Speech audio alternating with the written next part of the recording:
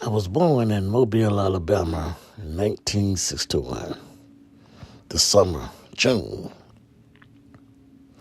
My parents was Thomas and Josephine Warner. I can remember back in, let's say, 1969, when I knew I had the bug for music. I had to be at a Michael Jackson 5 concert. My dad's sister, my auntie, Josephine, took me to. I knew back then I liked the music because my father used to carry me to the radio station in Mobile all the time. Different stations. He used to just take me there. He knew all the DJs that worked there. And I got a chance to really go there and, and see what it was like. I was young, but I was still got a liking for music, how they make music on the radio. So I guess I was about 8 years old during those times. And I guess about when I was about 13, when I really started to kind of, like instruments. So my brother, Tim, I have 5 brothers and sisters. My older brother, Tim, had a guitar sitting around the house. I can't recall where he got the guitar from, but I thought it was cool that it was sitting in this room. So I went to go poke at it and play at it, and every day I get from school, I come from school, I would go straight to that guitar, man. And so my mother and father just, Christmas came around, I always went on a motorcycle or a mini bike. I didn't really want no guitar then. I only wanted a guitar when I saw one. So, when Christmas came around, I wanted a mini bike. But that was out the question. My mom said, nah, you can't have no mini bike. So my brothers told me, he said, hey, man, why not get a guitar? Because I'm tired of you playing mines or picking on mines. I said, oh, that might be cool. I told my dad, yeah, let me get a guitar for this Christmas. So I got a guitar. I don't know what year it was. It had to be about 74, 75. I was getting ready to go to high school. Okay, so I got a guitar, and my friends around the neighborhood, they took a liking for music after I, just got a guitar for Christmas. So one friend of mine got a drum set, another friend of mine got a bass, and man, we put our little garage band together. So we started just plicking around with, just the instruments and not really knowing what we're doing. And, people used to always say, you guys sound like something. And my brother used to always say, they sound like something, but it ain't music. He said, man, y'all got to pick a song. Y'all got to play somebody else's song, music. I said, okay, well, how you do that? So my brother gave me a tape player, and he said, listen to the tape player of these old cassettes and listen to the radio, and you guys can imitate playing some of these songs. So, man, I thought that was a great idea to play along with the hits of today, hit music of that day.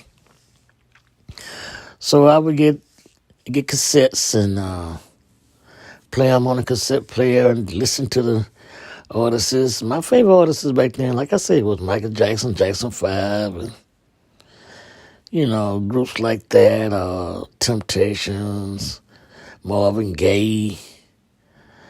I like the bands, too. I like the Commodores. Commodore was a big thing to me. And so I just started playing with around with the songs I used to hear on the radio and on a cassette player. So my brothers told me, you guys need to pick 1 or 2 songs and really concentrate on those 2 songs and learn how to play it. So I did. I can't remember what song it was. It may have been the Ohio Players' Roller Coaster. You know the roller coaster. Dun, dun, dun, dun, dun, dun, dun, roller coaster. Yeah, I think that's what it was. So I learned how to play roller coaster, and man, I was excited when I learned the little rhythm to that. And I went across the street to my friend T house, and Alvin was on the corner. He played the drums, and I said, "Man, I got a song for us to learn." And they said, "What is it?" I said, "It's roller coaster." Ohio Players. Man, we got in the garage and just started picking away. And believe it or not, we picked that song up quick. We really did. You know, T came out with the bass. He was right on it. And Alvin was hitting those drums. Man, it was loud, but he was hitting them. You know, he practiced all the time. You used to hear him in this house in the front room, them drums all over the neighborhood. So I knew Alvin was going to get his part. So we learned the songs, and man, we would start gigging in the garage and just making good music, you know, and that's how it all started, me getting the bug to learn, or getting the discipline to learn how to play songs and play the guitar that I had got.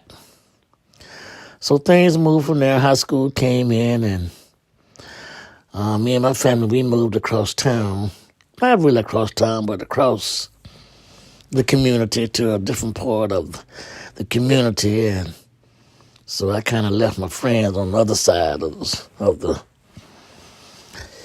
the community. So we didn't practice as much, you know. But after I got in high school, I met a couple other guys, and, you know, we started, you know, learning more songs and trying to put a band together. And we did. So I wound up getting with some more guys and putting a band together in high school. I guess this had to be, I was in the 10th grade. Yeah.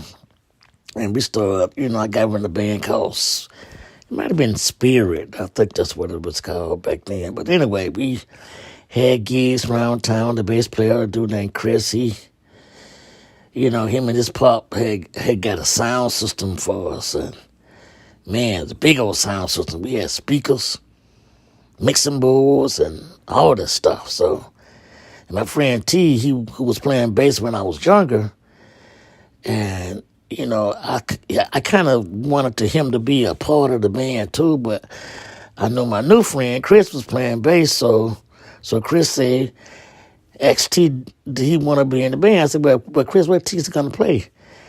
He said that, well, he can mix the music for us. So T came by there one day and saw that big mixer board. He said, yeah, I'd do that, man. I'd be glad to mix the sound for you guys. So, so he was there too. Alvin was playing drums, so we was all good. So we had a little band in high school and started getting gigs and started playing in clubs. And so as we started playing in clubs and gigs, I was noticing that we was playing other people's songs and people was liking the songs, but when we stopped playing, the DJ started playing everybody else's song. So I was hearing about a lot of new songs came out, you know, that these guys was writing songs. I'm like, writing songs? They said, yeah, man, you write songs, man. You get to play on the radio. I was like, oh, okay, I know about radio, man, because I used to go to the radio station when I was little, but I just never thought about recording my own song or writing my own song. So I did. So I started writing my own little song, had my guitar player, and by that time I kind of picked up the keyboard a little bit. You know, just started playing around with the keys and stuff. My grandmother, Daisy, she was a piano player, and she used to play in the church when I was real little. And so I used to go by her house. She was living in Roger Williams Projects. I used to go by her house, and she had this piano sitting over there. And, man, she started showing me how to play the piano. So I would just start playing the piano with her, and she was teaching me notes. And I kind of picked it up fast like I did with the guitar. So yeah, so I started writing songs and around the house, and then my father used to own a service station and a gas station, and I got a job with him, and I had to get a job because I couldn't afford, you know, I couldn't just get a big instrument every Christmas. It wasn't like that. So I got a job at the service station. So I started saving my money, and I started buying equipment for where I can record. I bought like a 4-track machine, and stuff I can listen to myself and record my own songs with. And so I started buying this equipment. I started bringing it home and setting up a little recording studio in my bedroom at my parents' house. So that was my first recording studio. Was in my parents' house when I was about 17 years old. And I started writing my own songs and playing them, letting people hear them. And man, I can't recall the very first song I wrote, but it had to be okay because a lot of people was encouraging me to keep going, keep trying. So, after high school, I formed another band with some guys, and I kind of picked up on the song. We wrote a song, and the song, I caught the ears of a guy named Ike Darby. Ike Darby had a Big Ike from Pike. He used to be a radio guy at a radio station in Mobile. He was from Mississippi, and he had a record store downtown Mobile. And I used to go by the record store, buy little records, and then he had another lady was there too. Her name was Lynn White, and Lynn was a singer. Matter of fact, Lynn was singing. She was a singer on the label that Big Ike had started in Mobile. So, I had started finding about, I kind of knew about labels because I used to see their name at the bottom of the record, of a 45 record. These always have their name printed on the bottom. And I used to always ask my dad and other DJs what that meant. And they told me, hey, that's the business part of the music business, the record owners. So Ike had his own label, and I told him I had some songs that I had been writing for a long time, and he actually told me, he said, I knew you, you Warner, you Mr. Warner son. I said, yeah. He said, what's your name? Tony. And I told him Tony, and it kind of started from there. He kind of wanted to hear some of the songs I did, so I wrote some songs and let him hear it. He liked them. So there's one particular song I wrote. Me and some guys, Alvin and another guy named Carl, we wrote a song called Starfire Ladies. So we formed a group called The Young Generation. Oh, man, Ike heard the song, and he took us to a recording studio, and we went to the studio, we recorded the song, and he put it on his label, and he told me then, he said, hey, we're going to form the label together. I'm going to help you start off with a record label. I'm like, wait a minute, man. I don't know. I know how to play guitar and keyboard, but no, you got to learn the business part of it too. So like I said, I was about 18 at that time. That was about 1979. I had just finished high school, and I said, okay. So we, put the label together. He said, okay, you from Alabama and I'm from Mississippi. We're going to call the label Alamis Records. I say, all right, cool. So I wound up, paying for everything. I didn't have any money for that, but he wound up paying for it. He was a producer, and he got the records pressed up, and man, we got those records pressed up. I got them in a big box, and I couldn't wait to call Alvin and Carl and everybody in town that, man, I got some records. I got a record of 45, Starfire Lady.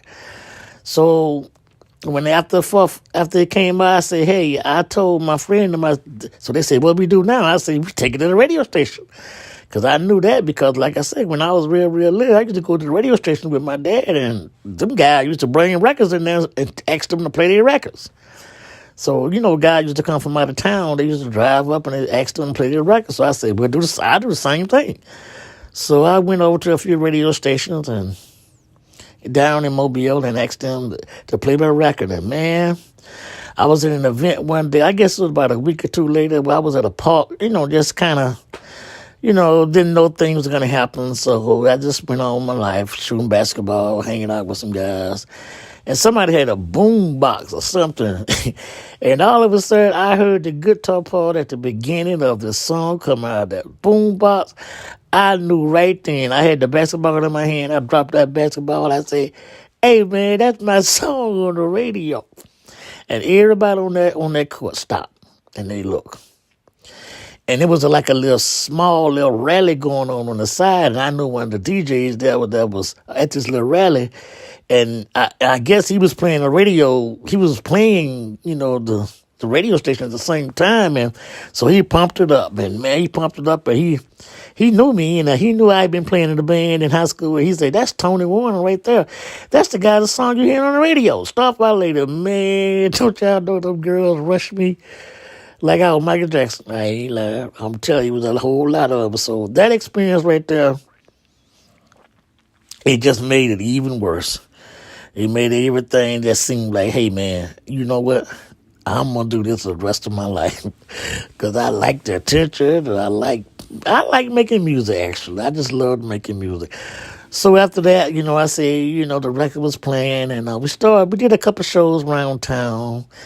We didn't get on a big tour or anything like that because I didn't know what to do from that. And Ike, had sold his record shop. And him and Lynn had went on the road. I think, he carried me one time, man. I went to, Lynn went to sign with a bigger label out of Memphis, Tennessee. And Ike asked me that he was taking her up there to sign a contract. And he was going to do a deal with this company. And he asked me did I wanted to go. I said, sure, So I said, I got to ask my mom and my pops, man. So I did. I asked my mom and my pop. And they said it was okay. And Ike picked me up. We went to Memphis, Tennessee. We got there on Beale Street, and man, Ike said, we going to see a guy named Willie Mitchell. I said, okay, cool, whoever that is. So Lynn said, yeah, I'm the same with Willie. He's a real, real good producer, So I asked Ike, I said, Ike, who Willie Mitchell? You gonna produce the record? He said, no, Willie Mitchell gonna produce. I said, he produced somebody before? Then Lynn and Ike, both of them started laughing. Then Ike said, no. He ain't produced nobody but Al Green. I'm like, oh man, no. You talking about let's stay together, Al Green? He said, yeah. So we got there. We got down on Raw Street, I think what it was. Raw Studio, that's what it was. And it was Willie Mitchell, the bright skinned guy, met us at the door. Man, he asked us to come over in, and he was happy to see Lynn. And we went into the studio, and he congratulated her about joining his label, and he knew Ike, man. Him and Ike was like they was like kicking and shaking hands, all this stuff. So Willie Mitchell asked Ike, he said, well, who is this young fella right here? Ike said, this is a future songwriter, Tony Warner. He's a friend of mine. I'm a friend of his pops back in Mobile, and I just wanted him to have this experience of going on the road and meeting a big producer. And Willie Mitchell smiled at me and said, well, I don't know about a big producer, but welcome, Tony. I was just so happy to be there, man, because I was looking at that mixing bowl in the studio, man. So I asked Willie, I said, Mr. Mitchell, this is the place where Al Green recorded Let's Stay Together? And he said, yeah, right here.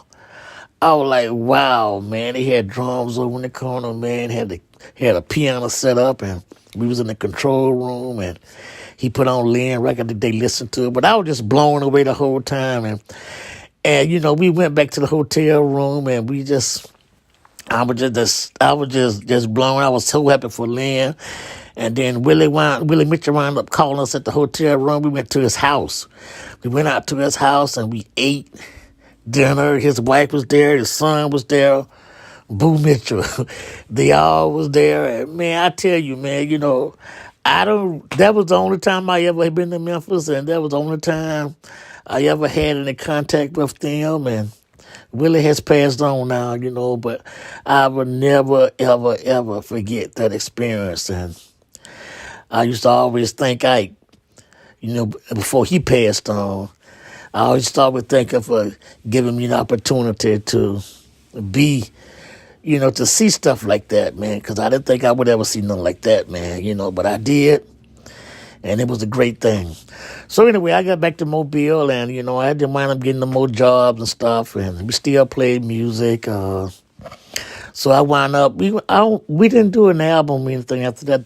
That group had broke up. The Young Generation had broke up, and Ike had sold his record shop, and so I never did really see them too much anymore. And Lynn was doing stuff up with Willie and them in Memphis, so I was back in Mobile, man. So I continued to just write songs and write, listen to the radio station, So I wound up getting a job at a radio station, a country station that was owned by a company called Clear Channel in Mobile, and they had a radio station. So the guy gave me a job as a broadcast technician overnight. So I did that for a little while, and I found out that Clear Channel had a TV station also in Mobile, and I went over there to get a job. Well, see if I can get a job, and the guy wound up hiring me as a master control operator. I just look at the TV program, make sure they add right, and we loaded the tape machines, and they had the tapes, had the shows on the tape. So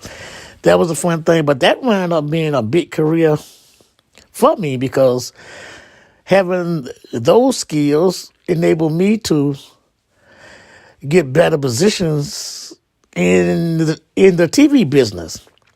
So just to fast forward and move it to a little bit how I got to Los Angeles, California. Back after we did Starfire later and we did the records, I had kind of got into like the management part of trying to find a group and, to help them out and maybe, some singles. Because back then the group thing was happening in the NSYNC and the Boys to Men and New Edition.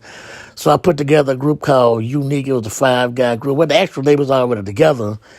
And a friend of mine named James that was in the group, James Harper James, he introduced me to the guys, and I went by and I listened to them, and I liked what I heard. I said, hey, man, I can help you guys get a record deal, And, you would think, well, this guy here can't do like that. But they had already been kind of hearing, and James had been hyping the fact that, Tony did some things before he'd been on the radio. And the main thing in Mobile is if you've been on the radio, then you're doing all right. So, yeah, so they trusted me to kind of, guide them in the right direction. So I wound up coming to the studio recording some songs. So I was going down to WGOK radio station in Mobile, and it was a DJ there called Mad in the Morning Time. Mad in the Morning Time. He was a great DJ.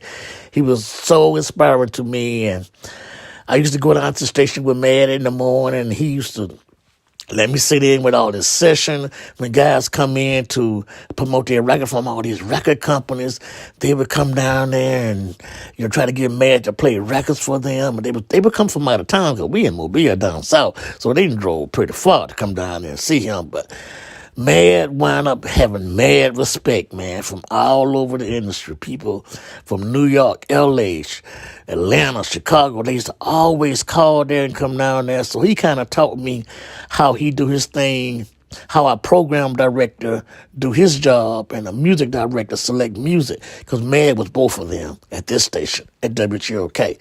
So anyway, I used to listen to him, and I learned from him a whole lot from him. And after my group Unique recorded a song, he wound up sending it out. And so I got responses back from him because people respected me because I was going through him. He didn't want to did it. So I wound up, doing a lot of things. We signed with a little label out of Houston. I did some things with a partner of mine with them, and I signed a label deal with them where I had my label, they had theirs.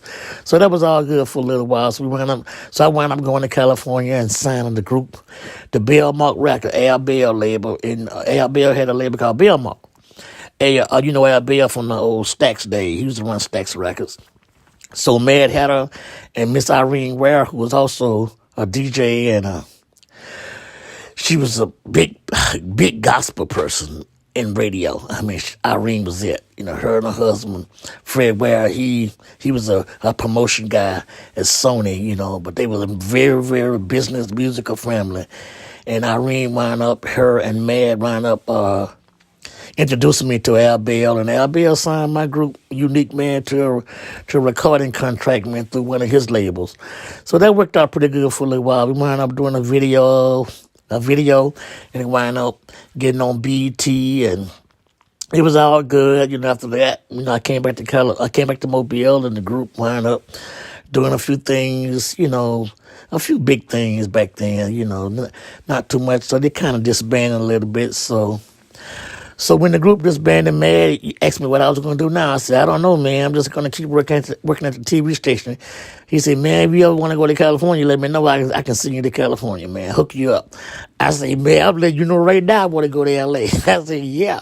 So, man, wound up turning me on to some guys in L.A., man, that can help one of the guys out that was singing a unique. He sang gospel music, so, he wound up turning me on to a few guys in gospel music. So I grabbed one of the guys out of Unique. I said, hey, man, your dude named Herb. I said, Herb, I'm going to L.A. You want to go? He said, yeah. So we went. Herb mama was like, oh, Herb is real young, but you know what, Tony, I trust you. And he can go. So I at the time, I had just got married during that time, and I married my wife, and man, hey, when you get married, you like, okay, you dream over it, but I had one more shot. I said, you know what, I can't turn down a man's shot. Let me go with that. So I went out there, it was all good. It was all cool. I had a daughter, too. My daughter was like 7 years old, 6 years old, and I wound up going to California, man, just giving it a shot, man. I know my wife is okay, man. Her family's in Mobile, my family in Mobile, so it's all good. It was all good. So I went out to L.A., man. We went to try to make it, Herb and I, and Herb wound up getting a little smaller recording contract, not nothing much, So when I went out there, the music business didn't jump off real fast, so I called on my old skills of TV broadcasting, and I wound up getting a job with Clear Channel again in Los Angeles at a TV station, so I had started making money, So by that time, Herb had went to Las Vegas, and my wife and my daughter came on out, and so I decided, you know what, I'm going to still do my music thing on the side, but I got to do some TV and film stuff as well. So I wound up, getting into the TV and film part of the business. It was all entertainment. It was all good, and so I did that. I kind of kept my little recording studio thing going while I was in L.A., but I had to work to make a living for my family now, because like I said, I had got them out there. So I just kind of started, doing TV production, buying equipment and buying this and that and that and this. So things kind of moved on a little bit, but I always used to write songs. I kept writing songs. I said, you know what, I'm going to keep on writing songs, because who knows, I'm out here in L.A., and L.A. is not really big in music. It's big in TV and film, but it's still headquarters as far as entertainment. So I was kind of still in the right place. If something was ever happening with my music or screenwriting or TV production, I went back to school and learned screenwriting. I formed like a little Tijuana Films. I still had my little record label going, my little Click Track Records. So I just kept at it, kept grinding. So that's what I'm still doing. I'm still grinding, trying to make it out and making records and stuff, and and hopefully one of these days, one of those records just jump off and just really hit the charts. But that's all still part of the dream, y'all. It's just that you never give up on yourself, because you never know that it may happen, and it seems like people that really know you know that you're not going to quit, but they know that, wow, he's still trying to do that, But your real, true friends, the people that really believe in you, they know you're not going to quit. So, and I know I'm not going to quit, because why should I quit when I'm still alive? When God give you talent, you're supposed to use your talent. Now, where your talent take you is up to you, because you can use it and not show it, then it ain't doing you no good. So I feel like I'm going to keep on trying to write songs that I love writing, and don't change for no one else, and don't give up on myself. Then one of these days, one of those songs will come out and be something.